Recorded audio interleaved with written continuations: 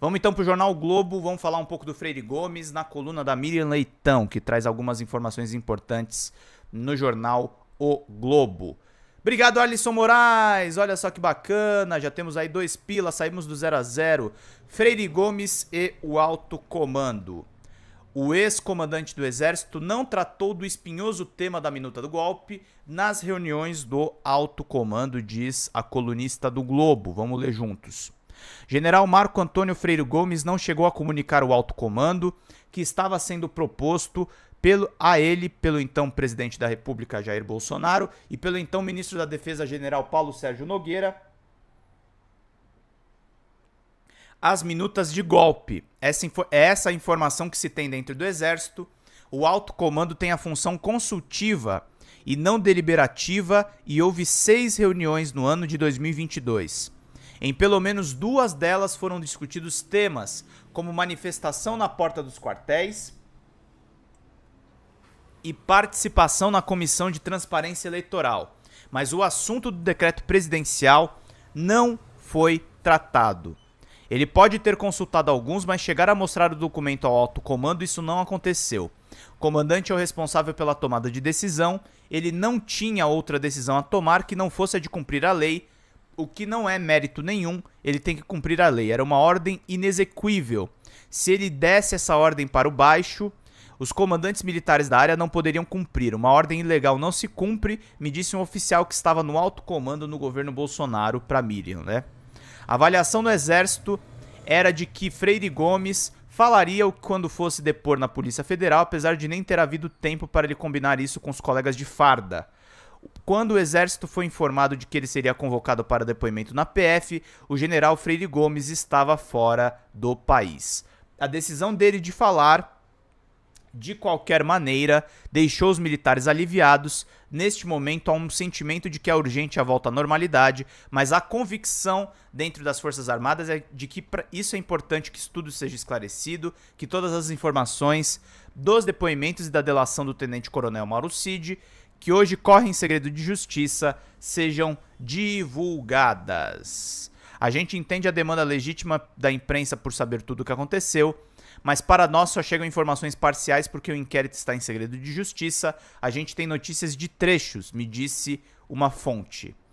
Tem que tomar cuidado que os militares também querem livrar a cara de muita gente, né? Eles não querem esclarecer exatamente, né? Mas a Miriam Leitão está sendo aí correia de transmissão desses milicos. Então a gente tem que ler essa notícia com essa criticidade, tá, gente? Lembrando, faltam aí com a contribuição do Alisson 58 pilas. Quem puder nos ajudar, agradeço de coração.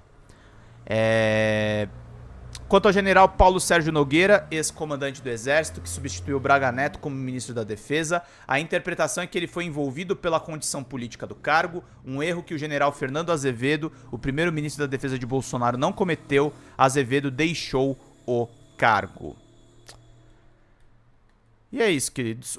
Um dos temas debatidos no alto comando em 2022 foi a manifestação nas frentes dos quartéis. Hoje está claro, dizem os militares que as manifestações eram inadequadas, mas naquele momento houve um debate sobre o assunto.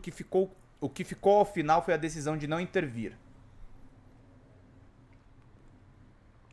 O consenso que prevaleceu e a ordem dele, de Freire Gomes, foi a de não ter nenhuma interação entre as tropas e os manifestantes. Não podia dar água, não podia ter pessoas fardadas. O problema é que o próprio Freire Gomes é um dos signatários de uma nota de 11 de novembro de 22, em que as 3 forças condenam restrições aos direitos de manifestantes e pedem imediata atenção a todas as demandas legais e legítimas da população. E acrescentam que é necessário que cada um dos poderes a estrita observância das atribuições e dos limites da sua competência. Ora, os manifestantes pediam golpe militar e o Bolsonaro acusava o judiciário em geral e a justiça eleitoral em particular de extrapolarem seus limites. Essa nota ainda precisa ser explicada. Outro assunto que foi debatido no alto comando, nessas horas finais, após discutirem temas administrativos e de promoção, foi a participação dos militares na Comissão de Transparência Eleitoral. Muitos acharam que não era atribuição dos militares, que eles não deviam se envolver nisso porque precisavam apenas apoiar a logística da urna e garantir os locais de votação e de apuração. Quando não houvesse meios suficientes para a segurança pública, o que se argumenta hoje é que Apesar da maioria discordar, eles participaram porque era uma requisição da justiça. Os militares dizem que querem tudo esclarecido e divulgado para que eles possam tentar superar a desconfiança que ficou entre eles e os civis e pensar no futuro. Um exemplo foi a questão de Essequibo, na Guiana, reivindicada pela Venezuela. O Brasil se envolveu para mediar, mas teve que improvisar. Esse é o tipo de tema que a defesa quer discutir assim que essa tempestade passar. Miriam Leitão dando um recadinho aí de milico, né? Mas importante pra gente saber o que a galera tá pensando dos depoimentos do Freire Gomes.